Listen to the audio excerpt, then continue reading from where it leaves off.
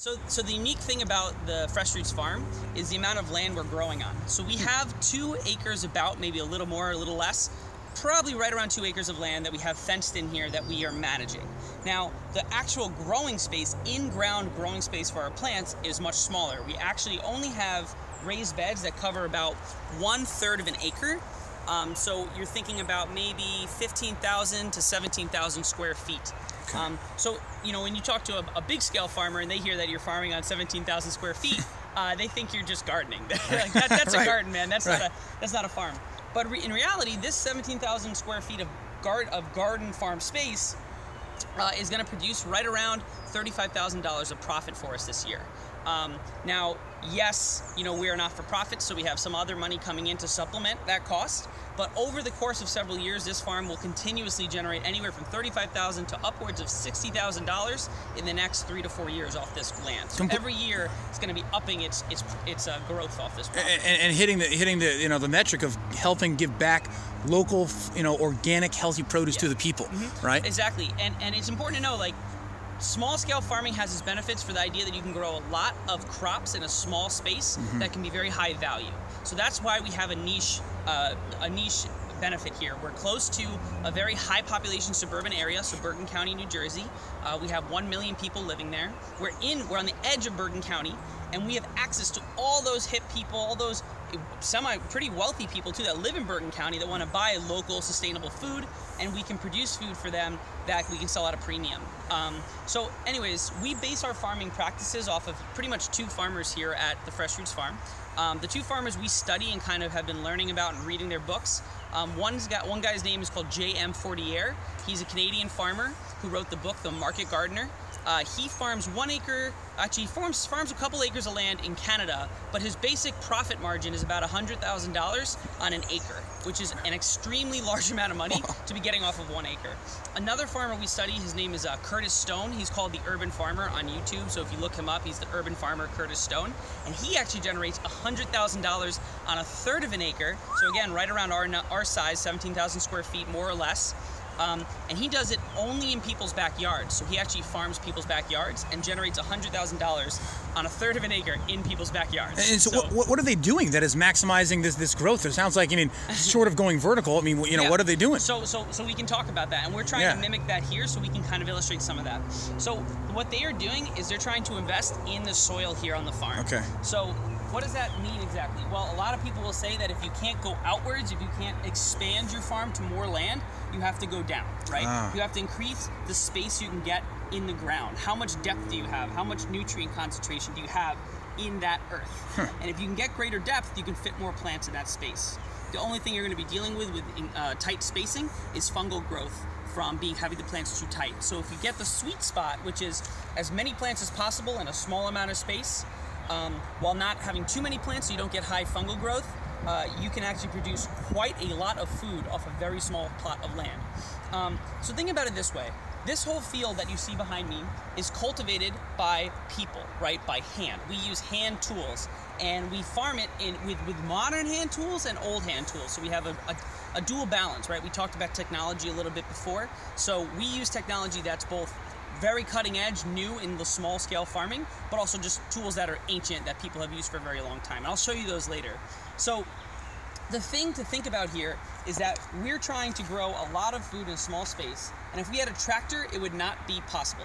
We'd have to have spacing for the tractor implements. So in other words, the wheelbase may be 6 feet wide. That means my beds are going to be in between that wheelbase, and then if I have a weeding tool, if I have a planting seeder tool, that is all going to have to be spaced out based on what the tractor has available, which is usually a very, very wide spacing.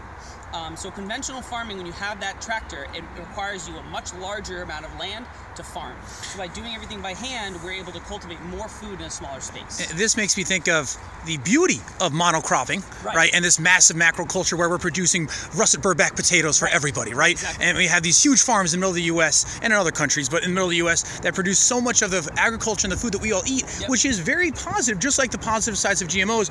But this seems like the tapping into the ancient wisdom and the current wisdom of, not monocropping, but I guess you call it polycropping, or using polycultures, right? So let me point out some thoughts on that. So we don't grow here on the farm. We don't grow crops like potatoes, sweet potatoes, or even things like watermelons. Now we've grown those in prior years, but they're actually not economical to grow. So a farmer who's cultivating potatoes with a tractor, he beats me every day of the week. Potatoes take, what, 100 to 120 days in the ground. They take up a lot of room. They don't have too much needs once you plant them, but even harvesting those potatoes, it is a back-breaking job to do with a garden fork or a shovel. So for me, economically speaking, to have half my farm planted in potatoes for 120 days out of the year, I'm losing tons of money. So instead of doing the potato thing, I can let bigger farmers grow those, while I can focus on things like greens, even microgreens, lettuce, kale, arugula, tomatoes, eggplants, peppers, things that are very productive in a small space and don't take as much time in the ground. So I kind of, based on the farmers that we've been studying, we think about a couple different concepts when we're farming. One is can the crop be cut multiple times? So in other words, in this, and like I mentioned, Curtis Stone and JM40 this is what they're all about. Okay. Can you be cutting your crops multiple times? So if I plant lettuce, I can harvest that several times per crop I've planted. Instead of having to harvest it once, pull it out of the ground, plant it again, wait for it to grow, I can just keep cutting that lettuce for weeks on end. Same thing as with kale, it's repeatedly harvested. Tomatoes, eggplants, peppers are all harvested for a long period of time. At the same time, I want to grow fast-growing crops. So things like radishes and turnips are great things to grow because they have extremely short days of production. I plant a radish, 22 days later, I'm harvesting that radish. That's an extremely quick turnover for a crop that I can sell very fast. So you compare that 120 days for just one potato crop, while if I did radishes in that bed, I'd get so many more radishes, right? So it's all about the quickness of the crops that are growing. So to make this farm produce $35,000 a year, starting off, right, that's our lowest value we think we'll make. And again, I'm actually pretty certain the next 3 or 4 years we'll go up to as close to 60,000 as possible. But this is our first year selling, so that's kind of what we're thinking. So $35,000, we're growing things like greens, tomatoes, peppers, eggplants. We're growing not too many onions, not too many leeks. We're doing things like ground cherries. We're doing a whole variety of different crops that are all quick turnover and high intensity production in a small space. And it sounds like you have a very, compared to your average farm, whether it's small or large, you have a very high biodiversity here. Yeah, oh for sure. Yeah, I mean it's... So we'll talk about that. So I'll show you guys some of the things we do for biodiversity. So if you look on the field right now, you'll notice there's one thing growing. Actually, you probably only noticed one thing, and that is our cover crop. The cover crop is called rye, winter rye. Okay. Like rye bread. You guys have all eaten rye. So this is it. This is what your bread comes from. This is rye. Now, the rye is not at full size right now. Right, you can see it literally just looks like a little grassy grain. And the other thing we have down in here, if you look really closely, you'll notice down below the rye is a plant called vetch. And you'll see the little tiny spindly leaves here. So that's vetch. You see it here too. And the vetch is growing below the rye. That's vetch there. So the rye and the vetch are a cover crop that we planted in the fall and which will be cut down in the next week. We don't grow it to produce rye. I'm not growing a rye crop. Right. The rye and the vetch add nutrients back to the soil. So the rye adds carbon or organic matter. So I cut down the rye. You can see it's very thick. It's very leafy. It has a lot of material to it. Right. So I mow that down and I mix that back into the soil, and that's adding organic matter and carbon back to the soil.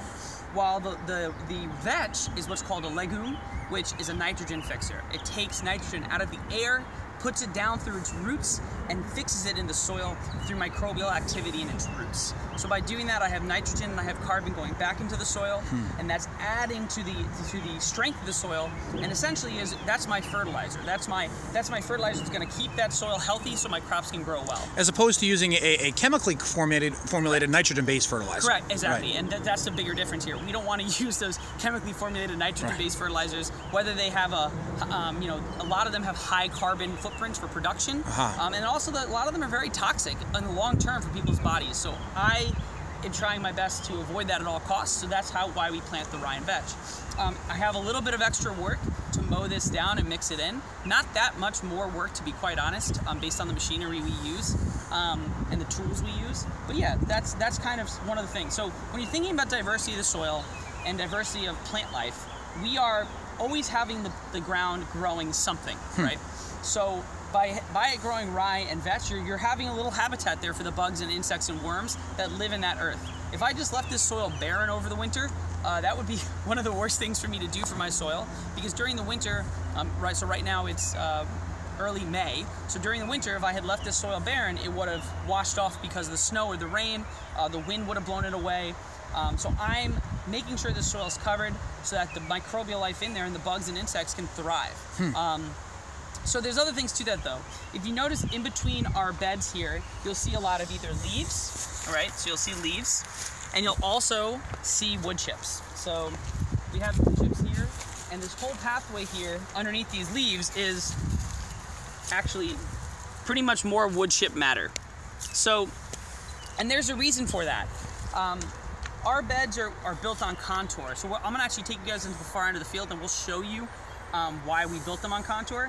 But the important thing to know is by having wood chips and leaves in between our raised beds, having that organic mulch in between the raised beds, that allows for bugs and insects and specifically fungal life to thrive in between our raised beds and also live within our plants. So that is kind of how we increase microbial life activity, increase that important fungus, bacteria, and insect activity by having organic material in between our raised beds. And what is so important about the fungal life? I mean, what does it do? Fungal life is important because it balances out an ecosystem. If you think about our farm as an ecosystem, in a forest, on the forest floor, you have the fungal mat, the microbial mat that eats down all the organic material, adding nutrients and giving even food and resources to the important microbial activity in the soil. So it's just another player and part of that ecosystem of our farm field. So we want it, as opposed to a lot of farmers are kind of trying to avoid fungal life, trying to avoid bad bacteria because they don't want that on their plants, we're trying to encourage it to keep an ecosystem in our field so we don't have to use bad pesticides or bad fungicides or bad herbicides. We're trying to allow things to thrive here in a normal ecosystem way so that we don't have to destroy those things. We're trying to increase biodiversity to allow for a natural system of support systems rather than a negative one. And this sounds like you're doing quite a conscious and effective effort at implementing biomimicry, right? Sort of exactly. Almost getting out of the way of nature and letting it do what it needs to do while knowing what it needs. Right, and this is obviously everything we do is learning, right? So as small-scale farming goes, right, people think of small-scale farming and they think of like peasant agriculture, right, the ancient times. People used to farm on a very small scale. So we're trying to bring that into the modern era, which is how can we bring in that small-scale agriculture concept and bring in what we understand about the forest and about ecosystems now and make that happen in our field. Where can we take modern-day research, modern-day science and technology and mix it with these old concepts to make this type of farm super productive, and we're doing pretty good. Yeah. So come down here and we'll talk about swales. Phenomenal.